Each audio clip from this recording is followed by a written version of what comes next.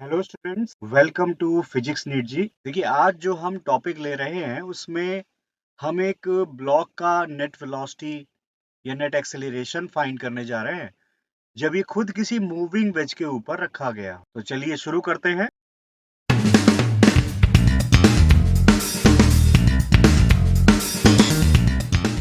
देखिए, आज हम जो स्मॉल एम ब्लॉक रखा गया है एक वेज के ऊपर, जिसका मास हमने कैपिटल एम लिया है, इस स्मॉल एम की हमें नेट वेलोसिटी या नेट एक्सेलरेशन फाइंड करेंगे।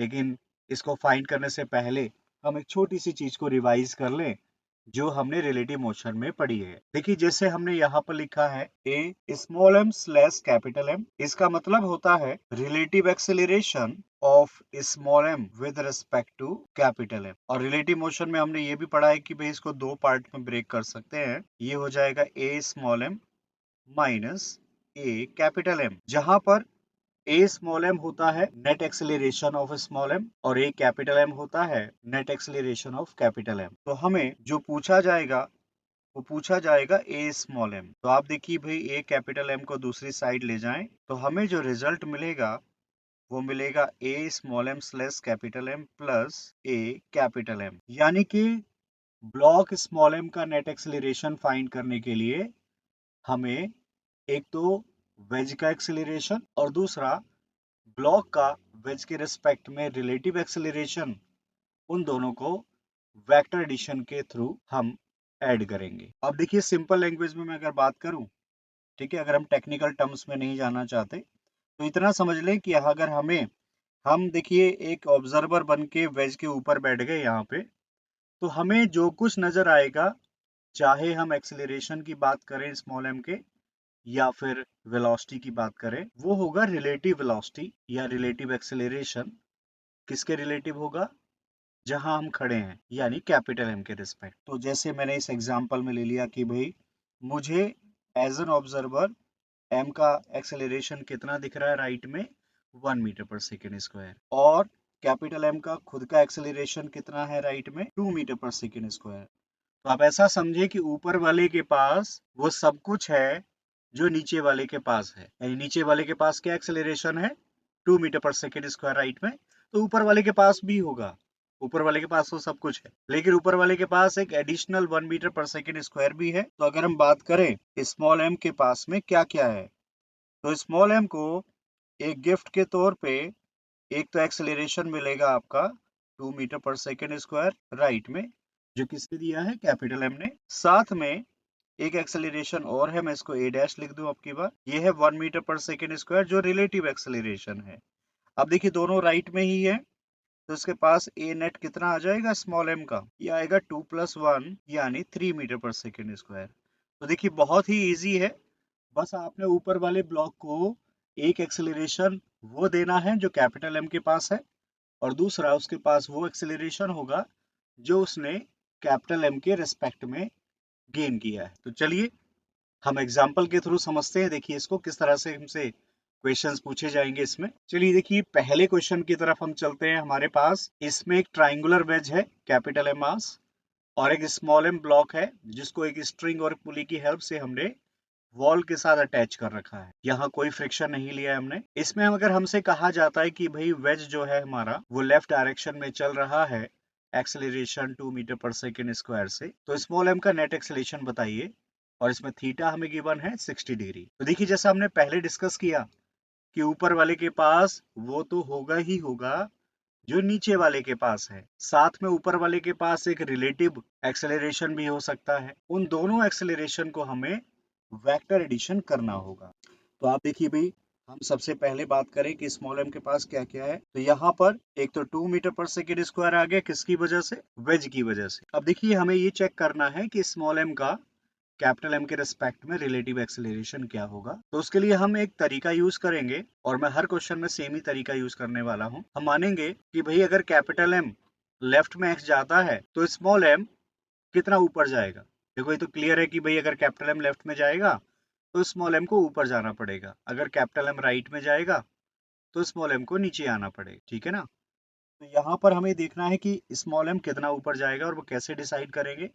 इसके लिए हमारे पास तरीका ये है कि देखिए जो स्ट्रिंग है उसका लेंथ कांस्टेंट है। तो यहाँ पे स्ट्रिंग के दो पार्ट मुझे नजर आ रहे हैं, एक है हॉरिजॉन्टल पार्ट और एक है इंक्लाइंड प्लेन के ऊपर। अगर मैं कहता हूँ कि भाई ये वाला पार्ट नंबर 1 है, ये पार्ट नंबर 2 है, तो इन दोनों का लेंथ हमेशा क्या रहने वाला है, जोड़ेंगे दोनों को, कांस्टेंट रहेगा। एक पार्ट बढ़ेगा तो दूसरे को कम होना पड़ेगा।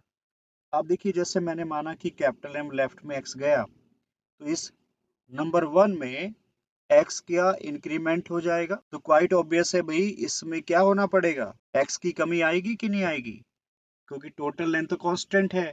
अगर पार्ट नंबर 1 एक्स से बढ़ रहा है तो सेकेंड पार्ट को एक्स से कम होना पड़ेगा।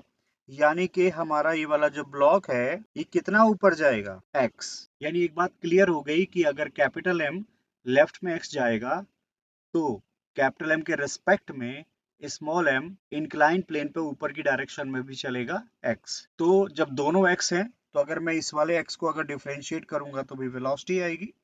यानी कि मैं ये कह पाऊंगा कि अगर कैपिटल एम की लेफ्ट में वेलोसिटी अगर v है, तो हमारा ब्लॉक ऊपर की डायरेक्शन में उतनी ही वेलोसिटी से जा रहा होगा, v से। मैं इसको एक बार और डिफरेंशिएट कर देता हूं, यानी कि एक्सेलरेशन आ जाएगा। तो मैं ये भी कह पाऊंगा कि कैपिटल एम जितने एक्सेलरेशन से लेफ्ट डायरेक्शन में जाएगा, हमारा स्मॉल एम कैपिटल एम के रिस्पेक्ट में उतने ही एक्सेलरेशन से ऊपर जाएगा। तो एक्सेलरेशन तो हमें दिया गया है भाई, कैपिटल एम का लेफ्ट में 2।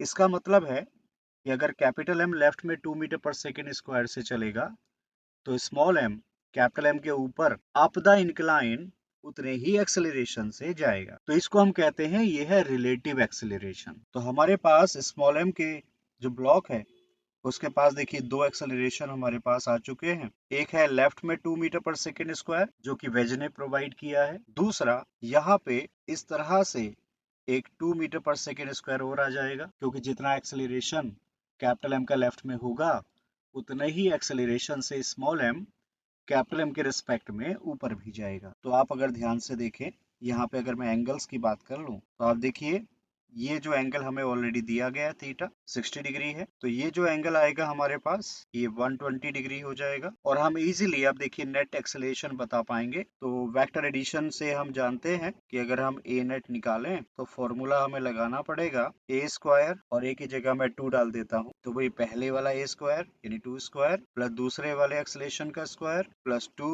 इंटू पहला एक्सेलरेशन इंटू दूसरा एक्सेलरेशन इंटू कॉस 120। कॉस 120 होता है माइनस हाफ। तो यहाँ पर अगर हम सॉल्व करें तो ये होगा भाई 4 प्लस 4 और ये है माइनस का, यानी रिजल्ट आ गया हमारे पास 2 मीटर पर सेकेंड स्क्वायर। चलिए नेक्स्ट एग्जांपल देखते हैं इसी तरीके से। अब देखिए इस एक्सेलरेशन में हम सिमिलर कंसेप्ट यूज करेंगे जो हमने इससे पहले एग्जांपल में किया। तो यहाँ पर फिर से हमारे पास एक ट्रायंगुलर वेज है, लेकिन स्ट्रिंग को थोड़ा सा हमने लेंथ बढ़ाया है और 3 पुली से उसको पास कराया है।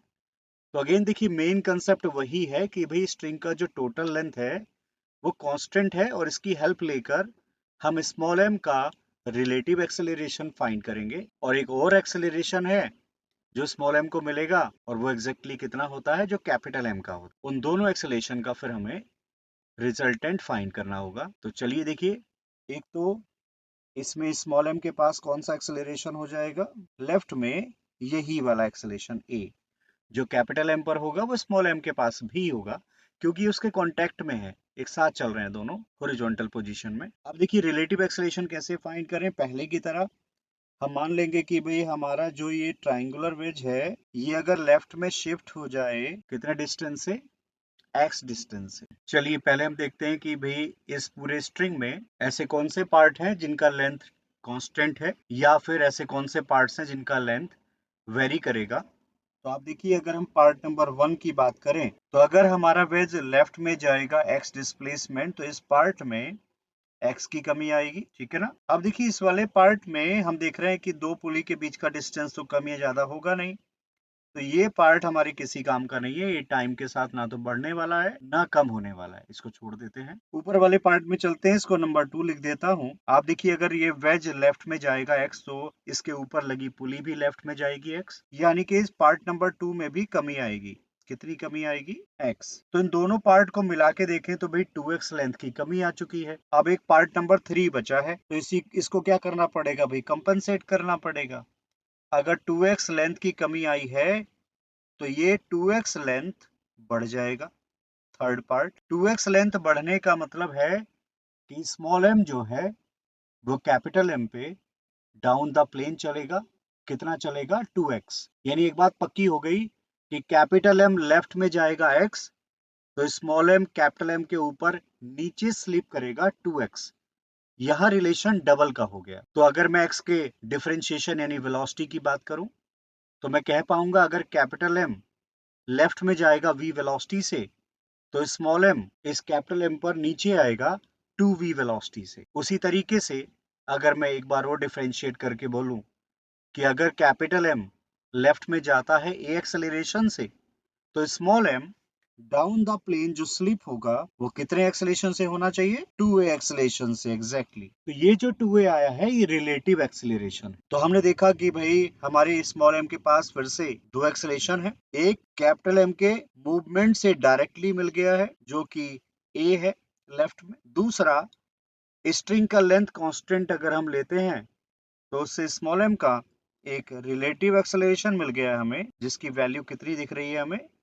2a। अब यहाँ पर अगर हम ध्यान से देखें तो इनके बीच का एंगल हमें निकालना पड़ेगा कि भाई एंगल कितना है। तो ये भी एंगल कितना है हमारा? थीटा एंगल है। तो यहाँ पर अगर हम नेट एक्सेलरेशन की बात करें वेक्टर एडिशन से तो यहाँ पर a जो नेट एक्सेलरेशन है स्मॉल m का, उसकी वैल्यू कितनी आ जाएगी?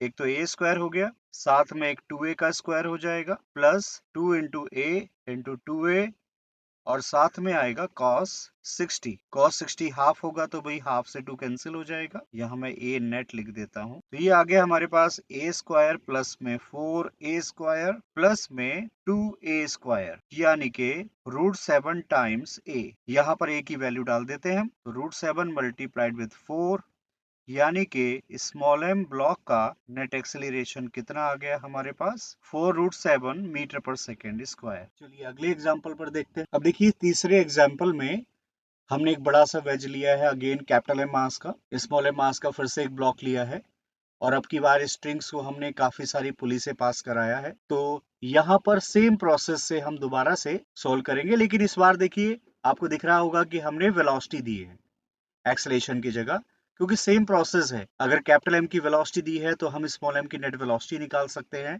कैपिटल M का एक्सेलरेशन दिया है तो स्मॉल m का हम नेट एक्सेलरेशन निकाल सकते हैं।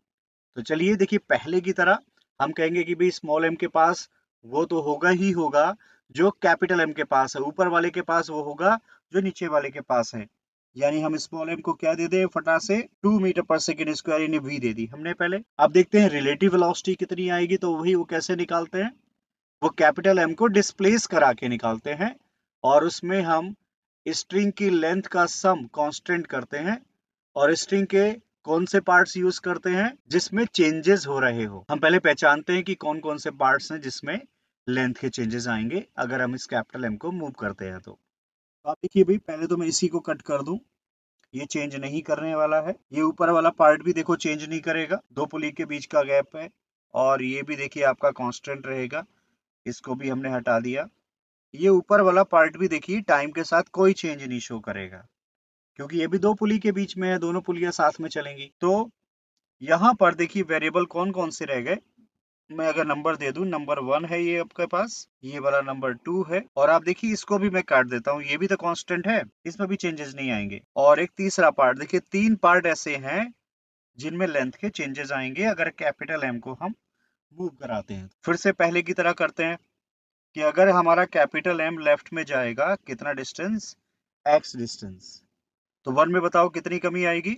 सोच के बताएं। इट इज -x, है ना, -x का चेंज हो गया तो हम कहेंगे x की कमी आ गई। इसके बाद में देखो भाई हम राइट में जाएं 2 वाले पार्ट में, 2 वाले पार्ट में अगर हम देखें तो ये तो बढ़ जाएगा भाई x, तो प्लस x हो गया, तो ये तो कंपनसेट हो गया। 1 में जितनी कमी आ रही है 2 में उतना ही इंक्रीमेंट हो रहा है, यानी 1 के चेंज को 2 का चेंज क्या कर रहा है? कंपेंसेट कर रहा है। तो इसका मतलब है यहाँ पर 3 में तो कोई चेंज आने ही नहीं वाला है, क्योंकि 1 में जितनी कमी आ रही है उतना ही इंक्रीमेंट सेकंड वाले पार्ट में हो रहा है स्ट्रिंग के। तो तीसरे वाले पार्ट में कोई भी चेंज नहीं होगा, यानी कि ये कैपिटल M के रेस्पेक्ट में चलेगा ही नहीं। ठीक है जी, इसका मतलब ये हुआ कि यहाँ पर स्मॉल m के पास कोई भी रिलेटिव वेलोसिटी नहीं होगी। तो जो हम नेट वेलोसिटी निकालने के लिए दो वेलोसिटी को ऐड करते थे, उसमें से एक वेलोसिटी तो v है और दूसरे वाली क्या है, 0 है। तो इसका मतलब है कि जो नेट वेलोसिटी आएगी स्मॉल m की, वो कितनी आ गई, सिंपली v आ गई लेफ्ट डायरेक्शन में। यानी आंसर हो गया हमारा 2 मीटर पर second. So I hope students आप लोगों को ये वाला कंसेप्ट क्लियर हो गया होगा कि कैसे एक ब्लॉक अगर मूव करता है एक मूविंग वेज के ऊपर, तो कैसे हम उसका नेट एक्सेलरेशन या नेट वेलोसिटी फाइंड करते हैं। सो अगर आप समझते हैं कि ये चैनल आपको हेल्प कर पा रहा है फिजिक्स के कंसेप्ट समझने में, तो आप लोगों से रिक्वेस्ट है कि प्लीज इस चैनल को सब्सक्राइब करें, शेयर करें और लाइक करें। इससे हमारा मोटिवेशन बढ़ता है और आपके लिए बहुत अच्छे अच्छे वीडियो बनाने का एनर्जी मिलता है। सो थैंक्स अ लॉट, मिलते हैं अगले वीडियो में एक नए कंसेप्ट के साथ। Thank you.